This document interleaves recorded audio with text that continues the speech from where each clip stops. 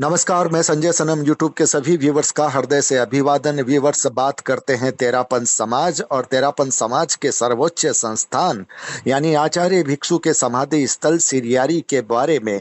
और वो बात इसलिए कर रहे हैं कि कल जो न्यायालय में जिस तरह से अर्जी गई, उसका जिस तरह से जवाब आया, यानी प्रतिवादी की तरफ से जिस तरह की अर्जी में भाषा का प्रयोग किया गया और वो व्हाट्सएप पर जिस तरह से चर्चित हो रही है, उसको लेकर समाज में कुछ सवाल उठ रहे हैं कि तेरापन समाज का सर्वोच्च संस्थान क्या अनाथ हो गया है? क्या उनके कर्मचारियों को ठीक तरह से जो तनख्वाह है, मेहनताना है, वो नहीं दिया जा रहा?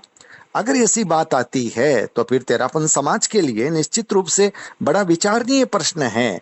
और इस तरह की बात अगर अदालत में, सम्मानीय अदालत में जाती है, तो फिर ये बात और महत्वपूर्ण हो जाती है।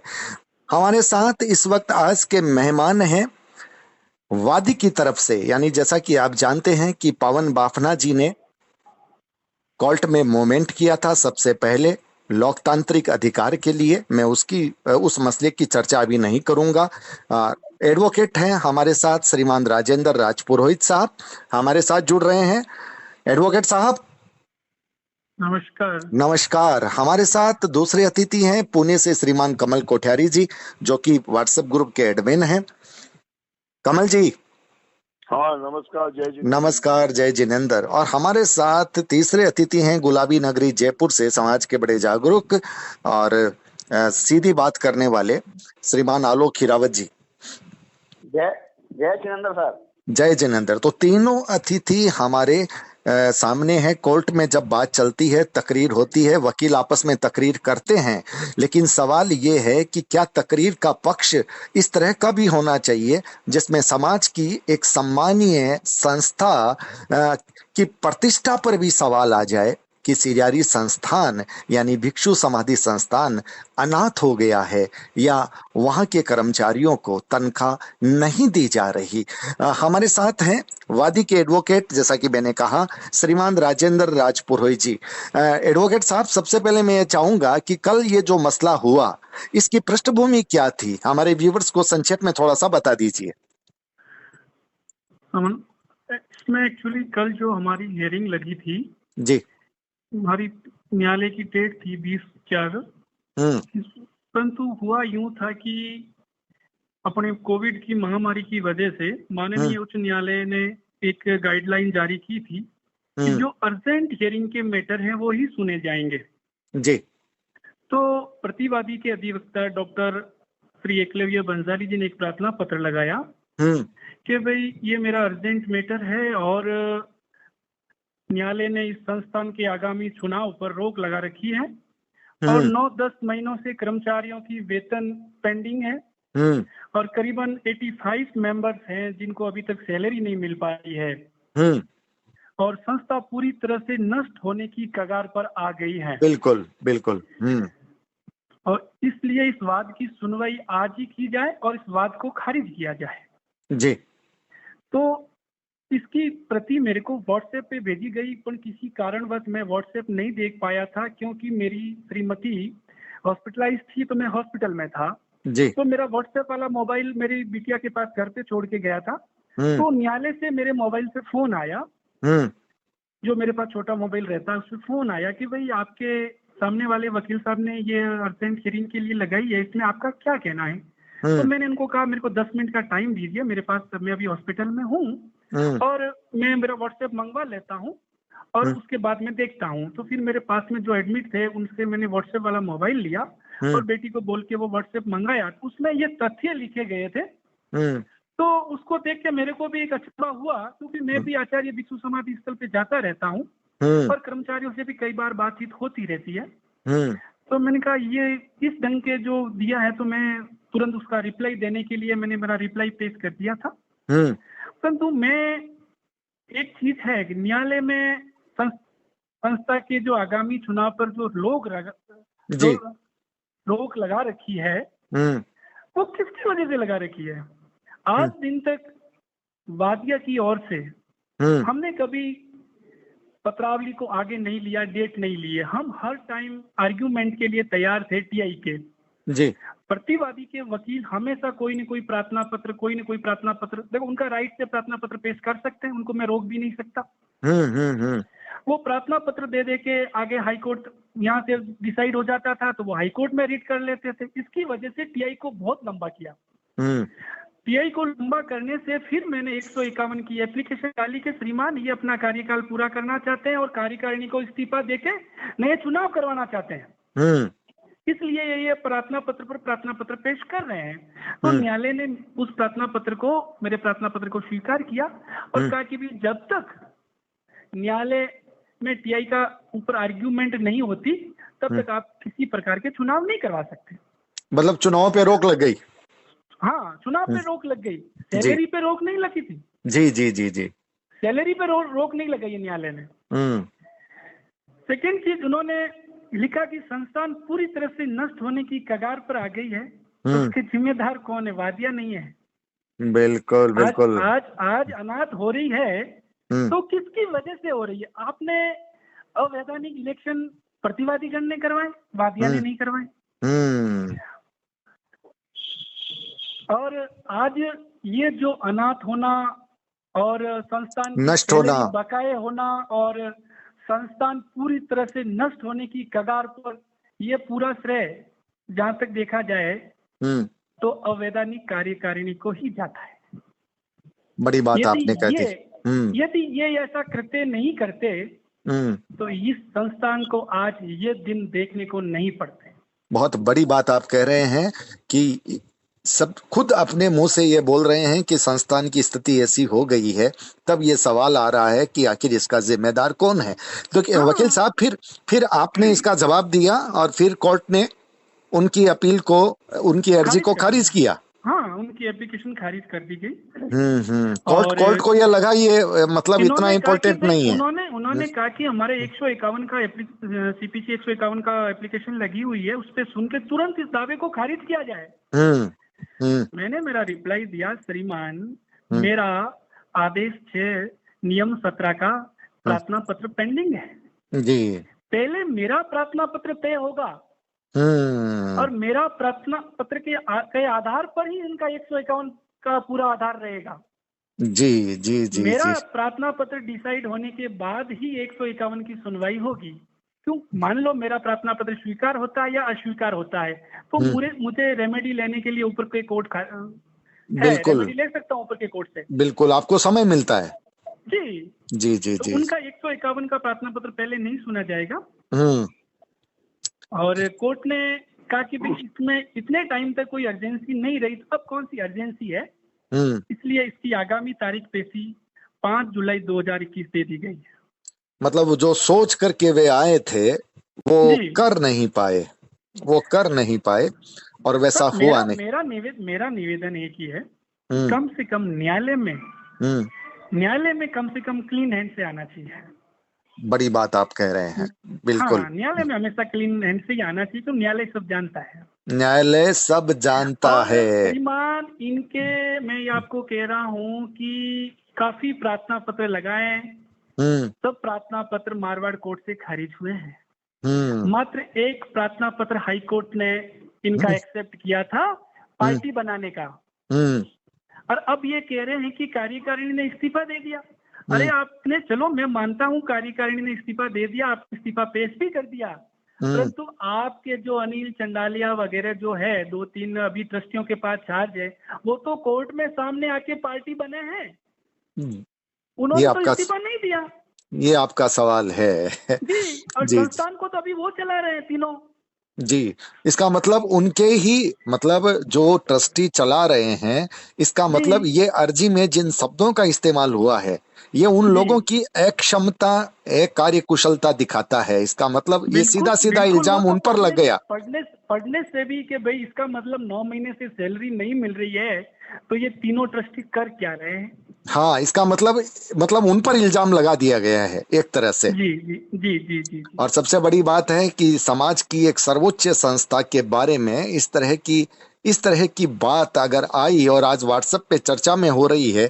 हमारे साथ जो अतिथि और भी जुड़े हैं, पुणे से कमल कोठारी जी हैं, जो एडमिन ग्रुप जिसमें समाज के लोग जुड़े होते हैं, आपस में चर्चाएं होती हैं।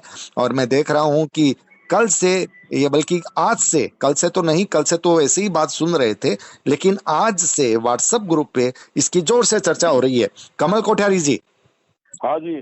कोठारी जी, क्या लग रहा है, क्या कहना चाहेंगे आप, लोग क्या कह रहे हैं? मेरा मेरा ये कहना है कि अब इस केस के बारे में तो वकील साहब ने बता भी दी, और पहले भी बहुत बार आपने व्हाट्सएप में, पूरा समाज जानता है जी। कल जो घटना हुई है उस बारे में मैं एक ही बात बोल सकता हूँ, इतनी निंदनीय घटना हुई है। प्रतिवादी के वकील साहब ने जो कार्य किया है वो सिर्फ प्रतिवादी के वकील ही नहीं है, सीरियारी संस्थान के सदस्य भी हैं, और समाज के प्रति भी उनकी कुछ जिम्मेवारी बनती है जी। अब मैं कल वाली घटना देख के इतना ही संक्षिप्त में मैं कह सकता हूँ, पूरे सीरियारी समाज के सदस्यों को, भिक्षु समाधि स्तर के सदस्यों को, धर्म गुरु जी को, महासभा को तुरंत एक्शन लेके प्रतिवादी के वकील साहब को सदस्यता से, सीरियारी की सदस्यता से रद्द किया जाना चाहिए।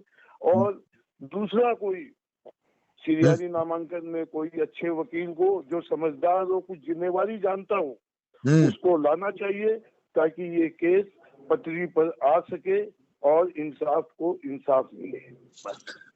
चलिए कमल जी, जिस तरह की चर्चाएं हुई, कोई पत्र वत्र की बात भी बहुत तेज आ रही थी, पूछा जा रहा था कि ऐसा है, आलोक जी से मेरा एक कहना है कि आज भी व्हाट्सएप में चल रहे थे, आपने भी हरक चंद जी साहब को कुछ बातें की, उन्होंने पूरी अपनी जिम्मेवारी से ऑर्डर की कॉपी भेजी। आपको भी कोई सीरियारी संस्थान से पत्र मिला था जिसका मैंने भी जवाब मांगा है, लेकिन अभी मेरे ख्याल से 5 घंटे हो गए, आपने वो पत्र पेश नहीं किया। किसने? आलोक जी ने? आलोक जी ने कोई बात बनाई है वो माफी मांग लीजिए, नहीं तो उनको व्हाट्सएप पर जारी कौन? ये आप आलोक जी के लिए कह रहे हैं? आलोक जी? मैं आलोक जी के लिए कह रहा हूँ। अच्छा अच्छा, आलोक जी हमारे साथ जुड़े भी हैं। और कमल जी, आलोक जी बिना वजह तो नहीं बोलते, लेकिन अब उन्होंने पत्र जारी क्यों नहीं किया है, तो चलिए हम सीधे अब उनसे बात करते हैं। आलोक जी, हम तो मान रहे हैं उन्होंने ये बात छेड़ी थी, हमें तो पता ही नहीं था कि आलोक जी, जारी हुआ है। आलोक जी, तर्कस में अगर तीर है तो फिर इंतजार किस बात का है भाई? जब समाज, आपने सवाल पूछा और अगले ने जवाब दे दिया, अब अगला सवाल पूछ रहा है तो आप चुप क्यों हैं? देखिए साहब, ऐसा है, कई बार तर्कस में जो तीर होते हैं, अगर वो ब्रह्मास्त्र की श्रेणी के हों और उनको अगर चला दिया जाए तो फिर वो अब वापस तर्कस में नहीं आते हैं। सीरियारी संस्थान मेरे लिए पूजनीय नहीं, मेरे लिए तेरापन धर्म संघ का एक तीर्थ स्थल है। बिल्कुल है, सबके लिए है। जब मुझे कोर्ट की कॉपी आज देखने को मिली, उसके बाद से मैं मेंटली इतना अस्त व्यस्त हो गया हूँ संजय धर्म साहब, मैं आपको बता नहीं सकता। इसलिए आपने एक बार पहले 4 बजे बात करने का निवेदन किया था, मैंने कहा था कि अगर वो संभव हो सके तो इसको 2 घंटा और बढ़ा देंगे, क्योंकि ऐसा भी हो सकता है, ये मैं अपने जीवन में नहीं सोच सकता।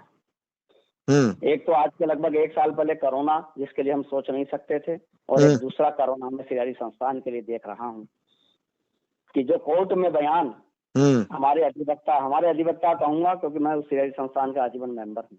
बिल्कुल बिल्कुल बिल्कुल। उन्होंने जो जवाब प्रस्तुत किया वो इसलिए मेरे लिए आश्चर्य और मेरे को झंझोर के रख दिया, क्योंकि अभी 3 अप्रैल को ही मैं पिछले कई महीनों से शायद संस्थान से पत्राचार करके और संस्थान की हालत के बारे में जानकारी लेने का प्रयास करता रहता हूँ।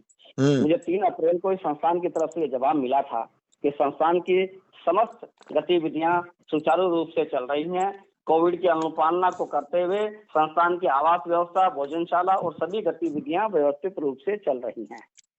लेकिन अधिवक्ता तो वहाँ ये कह रहे हैं कि नष्ट हो रही है, अनाथ हो गई है।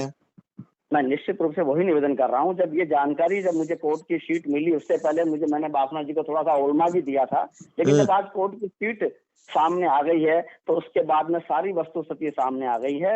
मैं आपसे निवेदन कर दूं कि मैं ये लेटर सबसे पहले हमारे एडवोकेट साहब या बासना जी को भेजूंगा, महासभा के अध्यक्ष महोदय को भेजूंगा और परम श्रद्धेय आचार्य श्री को भेजूंगा कि ये देखिए ये हो रहा है संस्थान में। एक तरफ संस्थान के ट्रस्टी और वकील कोर्ट में ये बात कर रहे हैं और एक तरफ वो लिखित में संस्थान के सदस्यों को ये वस्तु स्थिति बता रहे हैं। ये लेटर सामने आने के बाद में मैं ये मान के चलता हूँ कि इस केस में कुछ भी नहीं बचेगा। उन तीनों ट्रस्टियों को इस्तीफा देना पड़ेगा और उन वकील साहब को भी, वो शायद संस्थान के मेंबर भी हैं जहां तक मेरी जानकारी में, या जो भी वकील वहां कर रहे हैं उनको भी अपने आप को कार्यमुक्त कर लेना चाहिए अगर जरा सी भी नैतिकता हम लोगों में बची है। इसलिए मेरा करबद्ध निवेदन है कोठारी साहब से भी और आपसे भी कि मुझे थोड़ा सा समय देवें। मैं आपको ये विश्वास दिलाता हूँ कि मैं ये अगर 5 तारीख पहले ऊपर के स्तर से इस केस के निपटारे में कोई सामाजिक समरसता तटस्थता के साथ में कोई समझौता नहीं किया गया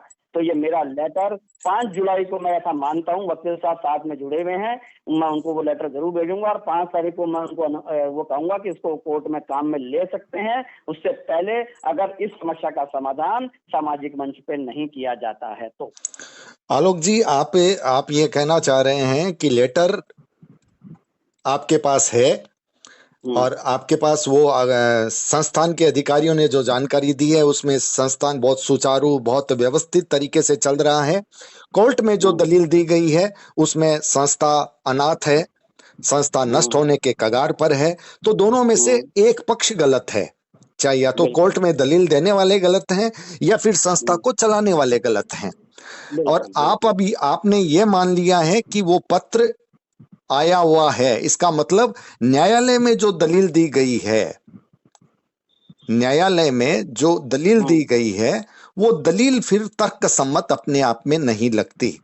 और आप ये कह रहे हैं कि अगली सुनवाई जब होगी उससे पहले आप ये लेटर वकील साहब को दे देंगे या समाज के सामने ला देंगे, तब तक आप एक कोशिश करेंगे समन्वय की। आप किस तरह का समन्वय चाहते हैं? वादी को अगर न्याय नहीं मिले, हाँ, मैं निवेदन कर दूं, वकील साहब सामने बैठे हुए हैं, इस केस में कुछ भी दम नहीं है। संवैधानिक चुनाव हुए थे, कोई भी चुनाव अधिकारी, मैंने कई चुनाव संस्थाओं के कराए हैं जयपुर के अंदर, उसमें चुनाव अधिकारी को बहुत सी बातों की जानकारी नहीं होती है। कई ऐसे मैंने चुनाव अधिकारी देखे हैं जो अपने घरों से फार्म देते हैं। मैंने चुनाव कराए, जब भी चुनाव कराए संस्था के ऑफिस में जाके फार्म दिए हैं मैंने, जो नॉमिनेशन फार्म है जो।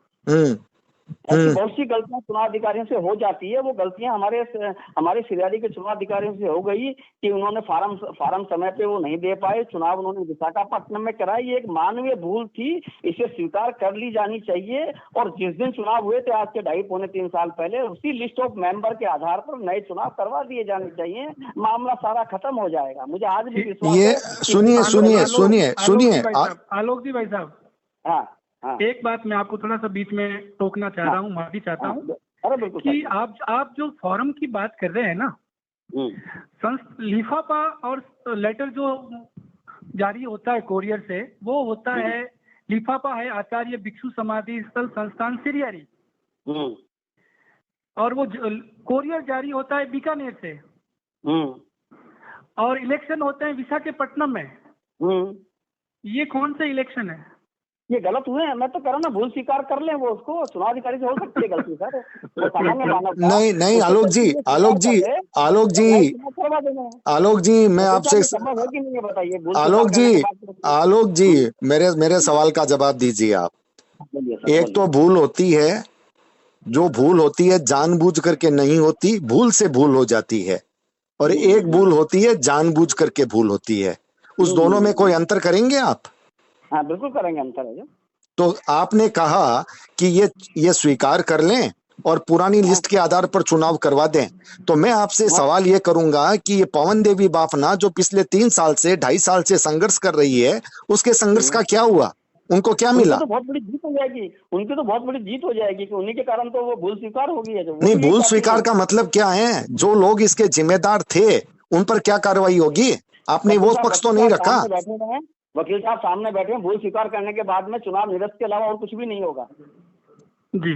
चुनाव निरस्त के अलावा और कुछ भी नहीं करेगी, कुछ भी नहीं करेगी, किसी चुनाव अधिकारी पे किसी पे कोई कार्रवाई नहीं होगी। तो वकील साहब जी नहीं, मुझे आप ये बताइए, मैं कोर्ट की कार्रवाई की बात नहीं कर रहा हूँ, मैं समाज की कार्रवाई की बात कर रहा हूं, क्योंकि आप समाज में समन्वय की बात कर रहे हैं।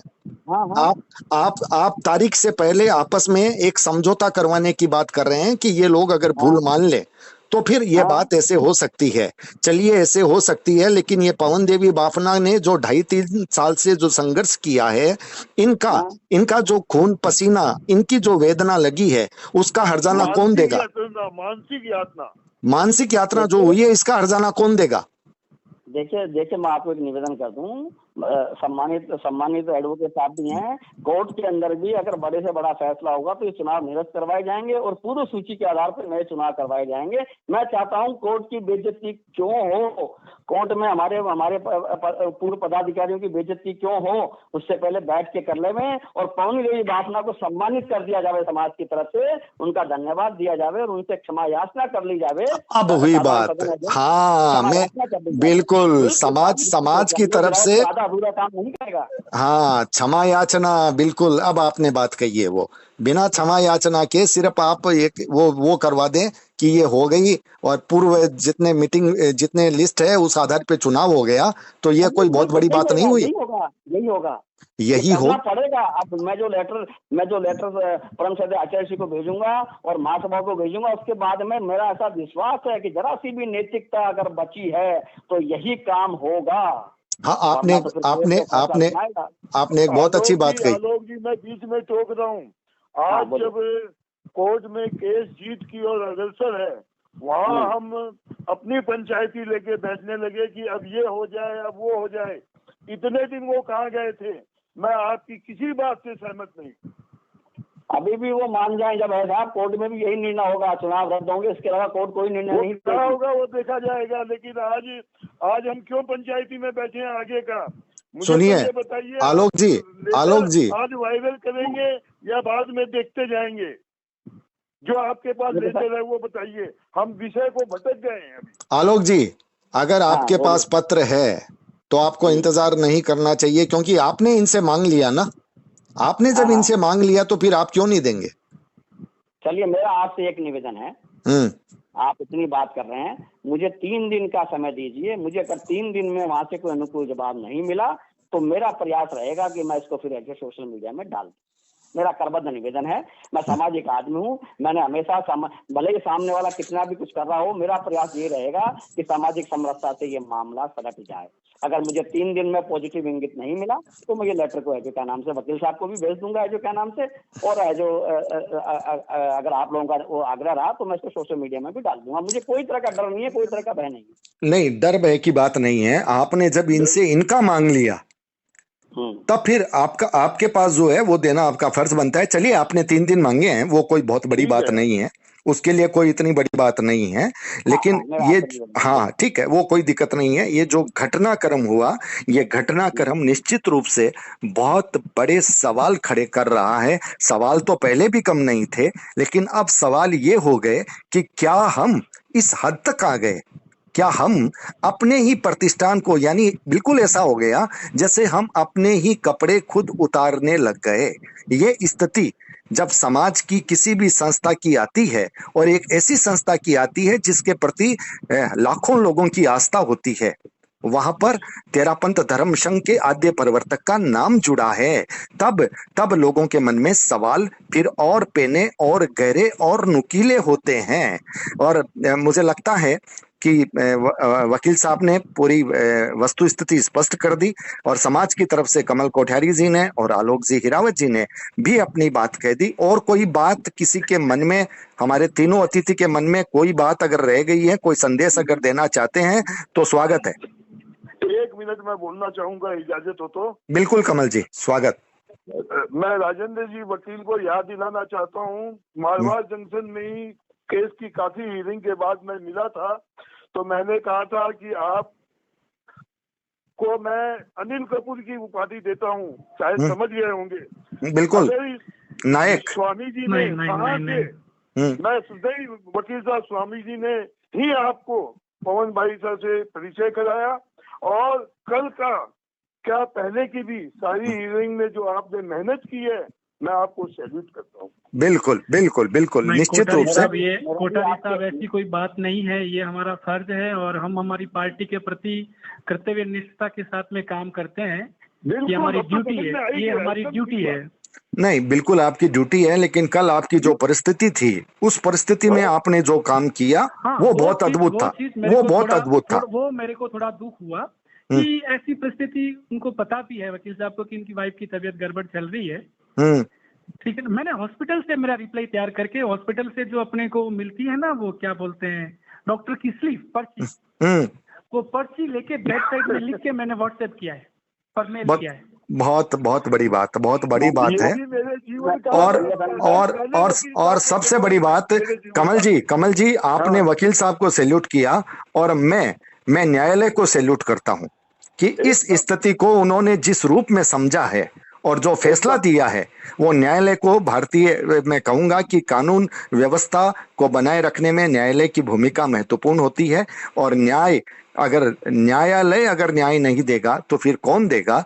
तो न्यायालय ने एक बार फिर विश्वास जो है जगाया है, विश्वास को जिताया है। मैं न्यायालय को सैल्यूट करता हूं। मैं माननीय न्यायाधीश जो है, जिन्होंने ये निर्णय दिया है, मैं उनको सैल्यूट करता हूं। मैं संजय सनम साहब, आपके माध्यम से एक अपील हमारे सभी केंद्र के स्तर के जो भी पर्यवेक्षक हैं, हमारे केंद्र के पदाधिकारी हैं, हमारे प्रभारी हैं, उनसे करबद्ध निवेदन करना चाहता हूं कि अब ये बिल्कुल स्पष्ट हो गया है कि हम पिछले 2.5-3 साल से इस केस को बिना मतलब लड़ रहे थे। अब समय मिला है 5 जुलाई से पहले हम इसका समाधान सामाजिक पटल पे कर लें, उसमें हम सबका मान सम्मान रहेगा। ओम आराम। चलिए आलोक जी, अपील तो आप पहले भी करते रहे हैं, आज तक तो हमने सुना नहीं कि कोई अपील की अच्छी सी सुनवाई हो गई है, लेकिन आप कोशिश करने वाले लोगों में हैं, आप हारते नहीं हैं, आपने फिर की है। इसके लिए निश्चित रूप से आपका बहुत बहुत आभार। हमारे साथ जो अतिथि जुड़े हैं, वकील साहब श्रीमान राजेंद्र राजपुरोहित जी और श्री कमल कोठारी जी, श्री आलोक हीरावत जी, तीनों के प्रति हृदय से आभार ज्ञापित करता हूं। व्यूअर्स, एक बात आपसे भी अनुरोध करता हूं कि समाज का जब मसला है तो फिर ऐसे विचारणीय मसलों पर समाज को जागरूक होना चाहिए। श्रद्धा अपनी जगह है, समाज श्रद्धा से बहुत ऊपर है। अगर समाज में जो व्यवस्थाएं और जो संस्थाएं, उनकी प्रतिष्ठा अगर इस तरह से आती रहेगी और समाज में अगर समाज की प्रतिष्ठा खुलेआम छलनी होती रहेगी, तो फिर आपका और हमारा अस्तित्व कैसे बचेगा? ये सोचने की बात है। और इस संवाद में अगर कोई विषय, कोई भाषा, कोई शब्द, कोई अंदाज, किसी का भी, मेरा और मेरे अतिथियों का, अगर ऐसा रहा हो जिसमें किसी के दिल को तकलीफ हुई हो, तो मैं सबकी तरफ से क्षमा चाहता हूं।